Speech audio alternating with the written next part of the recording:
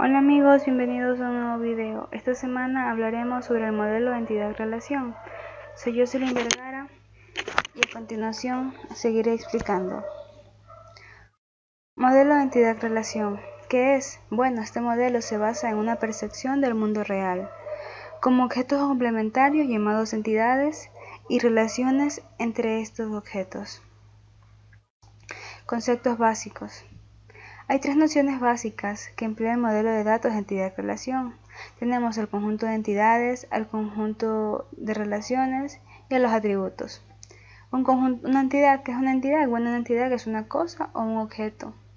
Un conjunto de entidades es un conjunto de cosas o objetos, o técnicamente hablando es un conjunto de entidades del mismo tipo, las cuales comparten las mismas características o atributos. Una entidad es representada mediante una agrupación de atributos.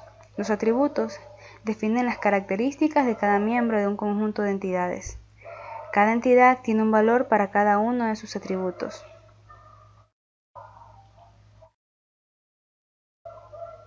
Mediante un conjunto de atributos se representan las entidades. Los atributos explican las propiedades que conserva cada miembro de un grupo de entidades. La elección de cada atributo para un conjunto de entidades da a entender que la base de datos almacena información parecida referente a cada entidad del conjunto de entidades. Una relación es la agrupación que existe entre dos o más entidades. Las relaciones pueden tener atributos. Esta entidad dará origen a una tabla que contendrá esos atributos. Un conjunto de relaciones consiste en la agrupación de relaciones del mismo tipo. Como otro punto tenemos a las restricciones. El diseño de desarrollo ER, entidad-relación, puntualiza ciertas restricciones a las que los elementos de bases de datos se deben ajustar. Está la correspondencia de cardinalidades y la restricción de participación. La correspondencia de cardinalidades se encarga de expresar el número de entidades a las que la otra entidad puede estar relacionada. Es la más adecuada para la descripción de conjuntos de relaciones binarias, aunque también ayuda a la descripción de un conjunto de relaciones, donde están inmersos más de dos conjuntos de entidades. En un conjunto de relaciones binarias, entre un grupo de entidades A y B, la correspondencia de cardinalidades debe regirse a alguna de las siguientes normas. Tenemos de 1 a 1, 1 a varios, varios a 1, varios a varios. De 1 a 1, ¿qué implica? Implica que un elemento del conjunto A debe estar únicamente relacionado con un solo elemento del conjunto B, es decir, de entidad a entidad. De 1 a varios, un elemento del conjunto A o del conjunto B puede estar relacionado con dos o más elementos del conjunto contrario, y viceversa. Varios a 1. Varios elementos pueden estar asociados a una sola entidad del grupo contrario. Varios a varios, en este grupo no hay límites, pueden estar relacionados sin límite de relaciones entre cada una de las entidades. Es decir, en un grupo pueden haber 5 y el elemento A puede estar relacionado con 3 del siguiente y viceversa, y así sin crear una sobrecarga de relaciones ni nada por el estilo. La correspondencia de cardinalidades adecuada para cada base de datos dependerá estrictamente del funcionamiento que tendrá. La restricción de participación. La influencia en un conjunto de entidades en un conjunto de relaciones R es total cuando una cantidad en E está inmersa al menos una relación R. La participación del conjunto de entidades E en la relación R se conoce como parcial. Claves. Se debe determinar la especificación como un conjunto de entidades y las relaciones que existen sean distinguibles. Las entidades y relaciones son distintas. Desde un panorama orientado a la base de datos, sus diferencias se definen en base a sus atributos. Por esta razón, los valores de los atributos deben estar definidos, de tal manera que solo se permite identificar con esa entidad. Una clave permite diferenciar a qué atributo pertenece esa entidad. Conjunto de entidades. En el conjunto de entidades tenemos a la superclave. Esta consiste en aplicar una clave o restricción a varios atributos, de tal manera que no se repitan muchas veces y así evitar dudas en los registros. En ciertos casos se representa que el término superclave no es suficiente para efectuar lo que este concepto lleva. Por esta razón se han implementado superclaves mínimas, denominadas claves candidatas. A las claves candidatas también se las conoce como claves primarias. El término clave primaria se encarga de elegir, el diseñador elige para el término clave primaria también se usará para definir a una entidad candidata, a una clave candidata. Esta es la elegida por el diseñador. Para su elección se debe tomar en cuenta que los datos de esta nunca cambien o raramente lo hagan. Un ejemplo, podremos poner la dirección o un número de teléfono. No podrían formar parte de estas claves primarias porque las están sujetas a cambios. Una persona se puede cambiar varias veces de casa y su dirección quedaría obsoleta. Por la misma razón el teléfono y así otra clase de ejemplos.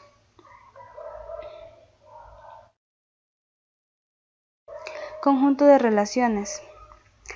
La clave primaria en un conjunto de entidades permitirá distinguir entre las distintas entidades de un conjunto. En esta etapa se necesitará un mecanismo similar. Los nombres de los atributos de las claves primarias deberán ser únicos y cada uno de los conjuntos de entidades participará en una sola ocasión en la relación. Si se llega a presentar un caso en el que el nombre de los atributos en las claves primarias no sean únicos en los conjuntos de entidades, los atributos deberán ser renombrados y así poderlos distinguir. Cuestiones de diseño. Las nociones de conjuntos de entidades y relaciones no son exactas. Por esta razón, se pueden definir de diversas formas. Se examinarán varias cuestiones en este campo de diseño. Tenemos el uso de conjunto de entidades y atributos. Un error común es usar la clave primaria de un conjunto de entidades como atributo de otro conjunto de entidades en lugar de una relación. Un conjunto de entidades o un conjunto de relaciones. En todas las ocasiones no está claro si es mejor expresar un objeto mediante conjunto de entidades o de relaciones. Ciertos atributos se pueden expresar más apropiadamente como relaciones. Diagrama de entidad-relación. La estructura lógica general de una base de datos se ve reflejada gráficamente por un modelo de entidad-relación. Son simples y claros, y por estas cualidades justifican su uso. Su estructura consta de los siguientes componentes: rectángulos, elipses, rombos, líneas dobles, elipses dobles y rectángulos. Los rectángulos serán los encargados de representar a un conjunto de entidades. Los elipses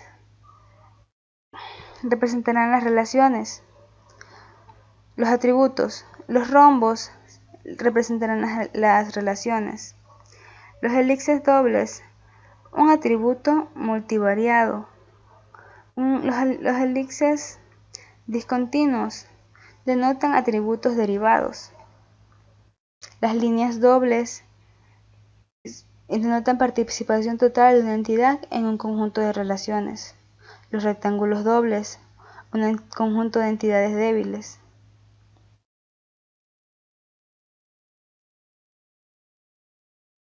Conjunto de entidades débiles. Un conjunto de entidades sin clave primaria se denomina conjunto de entidades débiles. Por el contrario, un conjunto de entidades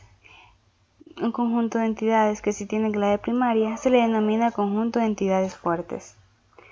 Aunque un conjunto de entidades débiles no tenga una clave primaria, se necesita algún medio para reconocerlo. La clave primaria de un conjunto de entidades débiles se forma con la clave primaria del conjunto de entidades identificadoras, más el discriminante del conjunto de de entidades débiles. Características del modelo ER extendido. Pese a que los conceptos básicos de ER pueden modelar la mayoría de las particularidades de las bases de datos, en algunos casos será necesario recurrir a ciertas extensiones del modelo ER tradicional. Conoceremos las características ER extendidas, tales como generalización, conjuntos de identidades de nivel alto y bajo, herencia de atributos y agregación. Un conjunto de entidades puede contener subconjuntos de entidades y estos se diferencian de alguna forma de las entidades del conjunto.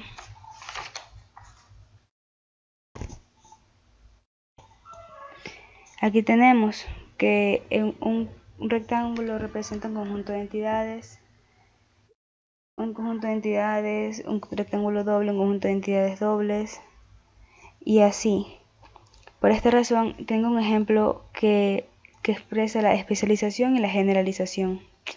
Tenemos a la persona. La persona es una entidad.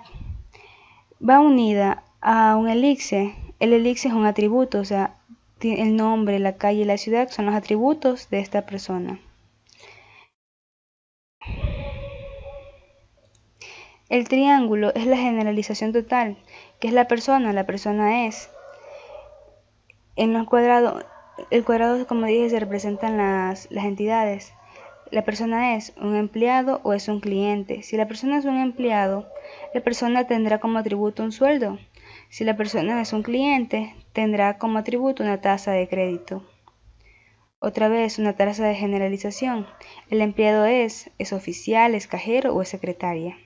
Si el empleado es oficial, tendrá un número de despacho. Si es cajero, un número de caja y horas trabajadas. Y si es secretaria, horas trabajadas simplemente. Diseño de esquema de base de datos ER. Un diseñador de base de datos puede relacionar entre un amplio campo de alternativas. Si se usa un atributo o un conjunto de entidades para representar un objeto, si se usa una relación ternaria o un par de relaciones binarias, si se usa un conjunto de entidades fuertes o débiles, si el uso de la agregación es apropiado, la agregación agrupa una parte del diagrama ER. A menudo el diseñador debe sopesar las ventajas de un modelo simple y compacto frente a otros más precisos pero más completos. Reducción de un esquema ER a tablas.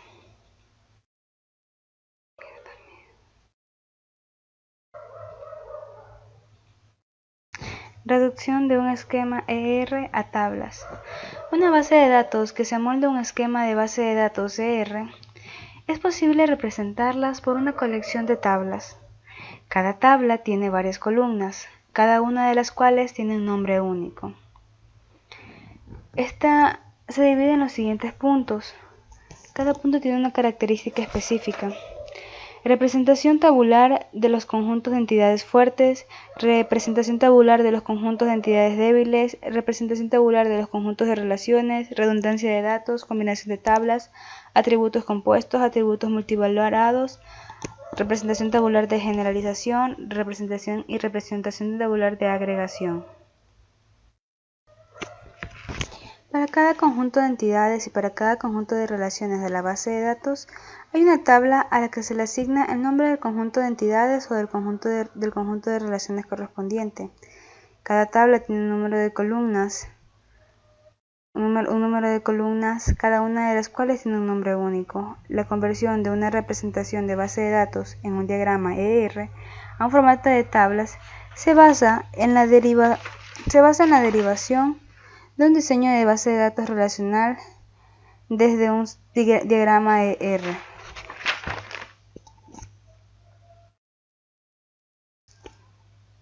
Lenguaje de datos unificado, o conocido por sus siglas UML.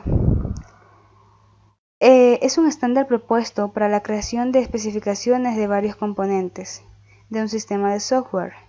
Algunas de las partes de UML son diagramas de clases, diagramas de caso de uso, diagrama de actividad y diagrama de implementación. El componente del diagrama de clase UML se basa en los diagramas de identidad-relación. Sin embargo, hay algunas diferencias entre ambos que se deben tener presentes. El diagrama de clase. Un diagrama de clase es similar a un diagrama de R. El diagrama de caso de uso. Los diagramas de caso de uso muestran la interacción entre los usuarios del sistema, en particular, los pasos de las tareas que realiza el usuario, tales como prestar dinero o matricularse en una asignatura. Diagrama de actividad. Los diagramas de actividades describen el flujo de tareas entre varios componentes de un sistema. Diagrama de implementación. Los diagramas de implementación muestran los componentes del sistema y sus interconexiones, tanto en el nivel del componente del software como del hardware. Una de las diferencias entre el modelo UML y el ER es que mientras el UML modela realmente objetos, el modelo ER modela solamente entidades.